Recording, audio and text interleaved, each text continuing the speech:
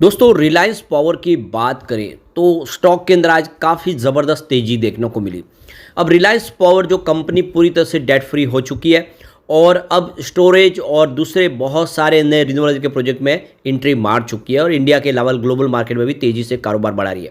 ऐसे में वो स्टॉक जो अपनी आईपीओ प्राइस से बहुत नीचे कौड़ियों के भाव में मिल रहा है, क्या कुछ बेहतर करेगा जानने की कोशिश करेंगे इस वीडियो के माध्यम से।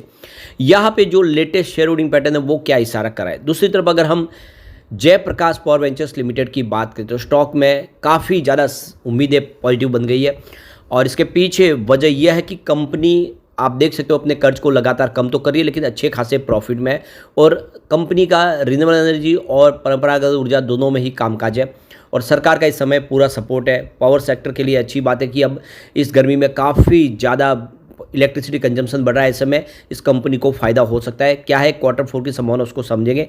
साथ में हम ट्राइडेंट लिमिटेड को डिस्कस करेंगे जिसने यहाँ पे देख सकते हो कि काफ़ी संभावना पॉजिटिव बनी है। स्टॉक बहुत ज़्यादा करेक्ट हो चुका है, क्या आने वाले समय बेहतर करेगा। इसके अलावा हम इन्फो एज इंडिया लिमिटेड को डिस्कस करेंगे जो यहाँ पे स्टॉक को स्प्लिट करने जा रहे हैं।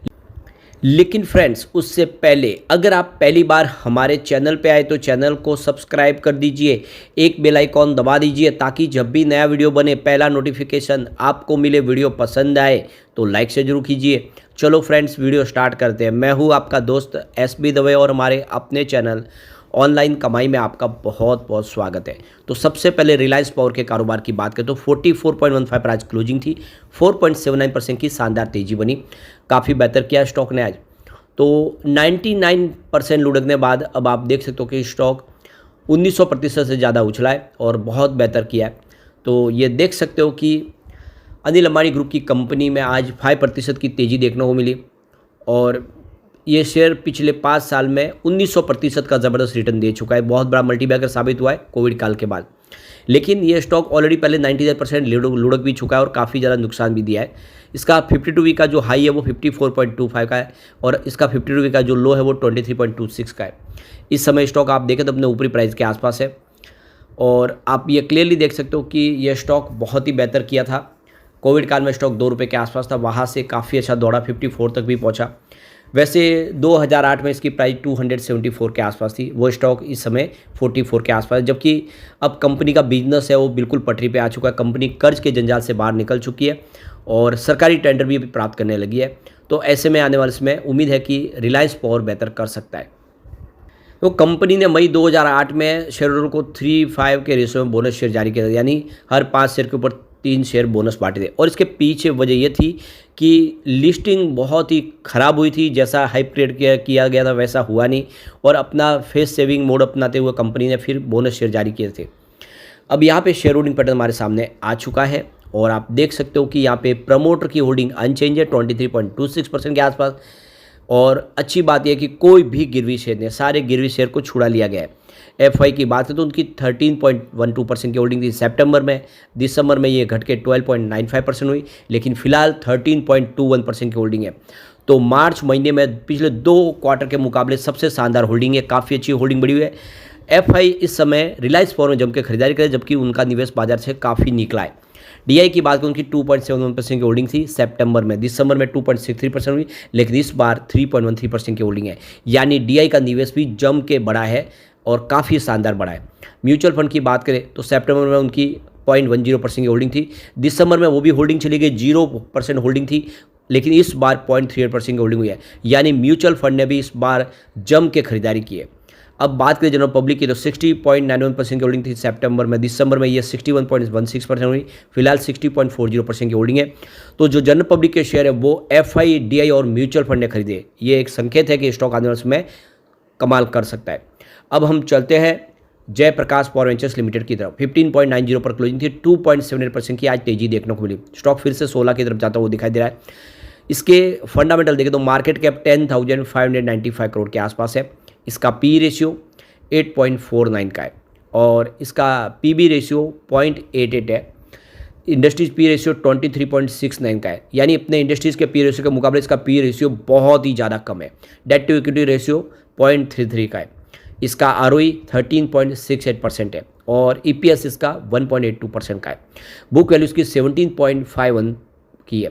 अब गौर करने वाली बात है कि जिसकी बुक वैल्यू 17.5 के आसपास, स्टॉक 16 से भी नीचे मिल रहा है, यानी वाकई में यह स्टॉक कमाल का है। फेस वैल्यू इसकी 10 है, तो फंडामेंटल इसके बहुत अच्छे हैं। कंपनी के रेवेन्यू की बात करो लगातार बढ़ रहा है। 2020 में 3,346 करोड़ के आसपास था, वो 2024 में 7,151 करोड़ तक पहुंच गया, या यूँ कह सकते हैं दुगना से ज़्यादा रेवेन्यू बढ़ गया पिछले 4-5 सालों में। बात प्रॉफिट लॉस की करें, 2020 में 2,205 करोड़ का भारी भरकम लॉस था और नतीजा यह रहा कि स्टॉक भी 50-60 पैसे के आसपास आ गया।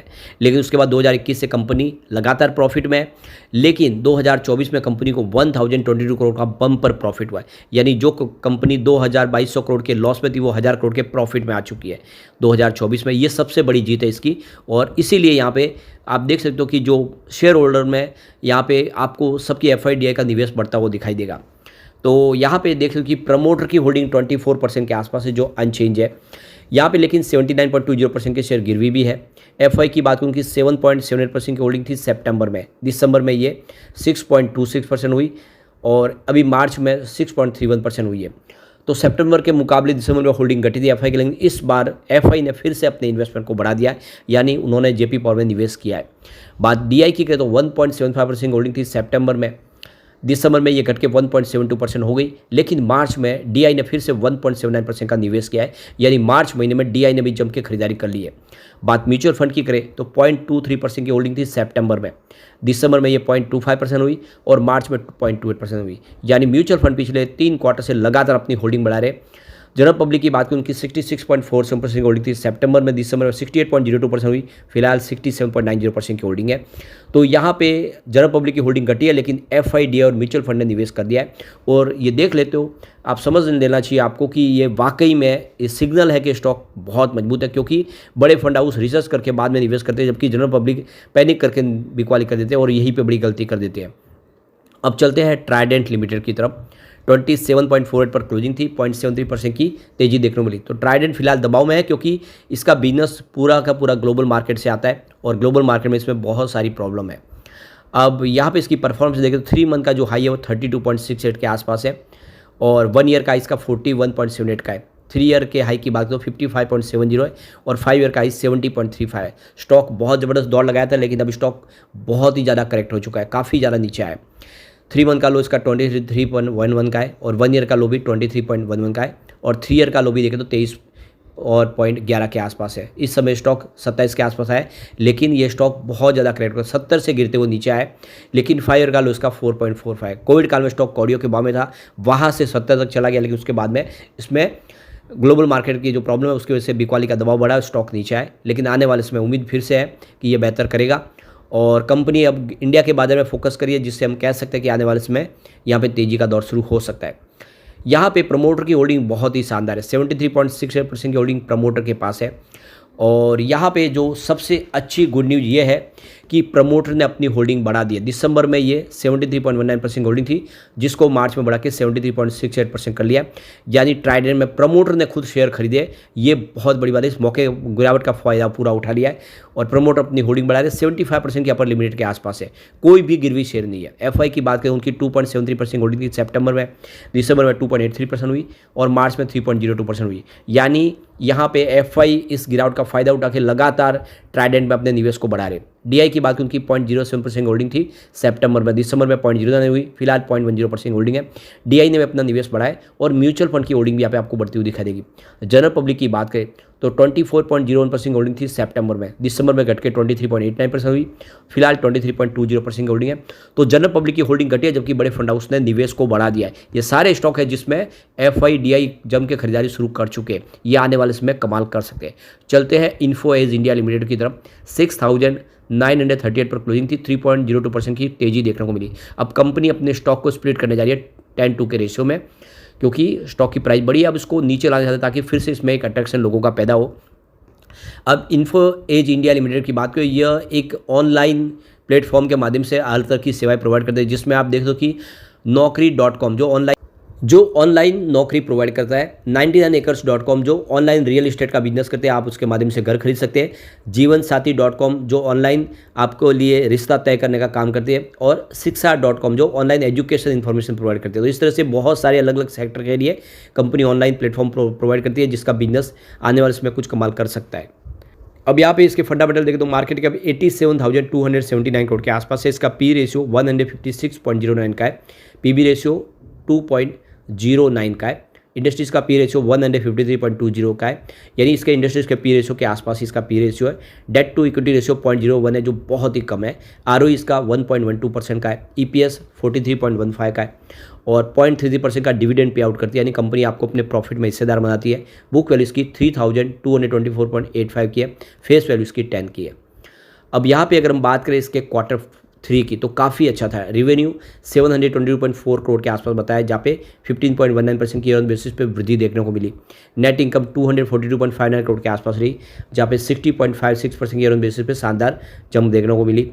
डायलूटेड ईपीएस 18.66 रहा, जहाँ पे 59.9% की ईयर ऑन बेसिस पे वृद्धि देखने को मिली। और नेट प्रॉफिट मार्जिन 33.5% के आसपास रहा, जहाँ पे 39.39% की ईयर ऑन बेसिस पे ज़बरदस्त जंप देखने को मिली। तो ओवरऑल देख सकते हो कि बहुत ही बेहतर प्रदर्शन किया है इस रिजल्ट ने, और आने वाले समय उम्मीद है कि कुछ और बेहतर हो सकता है। ऐसे में निवेश के बारे में सोचा जा सकता है। लेकिन फ्रेंड्स, कोई भी इन्वेस्टमेंट करने से पहले अपने फाइनेंशियल एडवाइजर से एडवाइस ले ले या अपना खुद का रिसर्च करें, क्योंकि मैंने वीडियो आपके एजुकेशनल पर्पज़ के लिए ही बनाया। वीडियो पसंद आए तो लाइक से जरूर कीजिए और चैनल को सब्सक्राइब कर दीजिए। Thank you friends.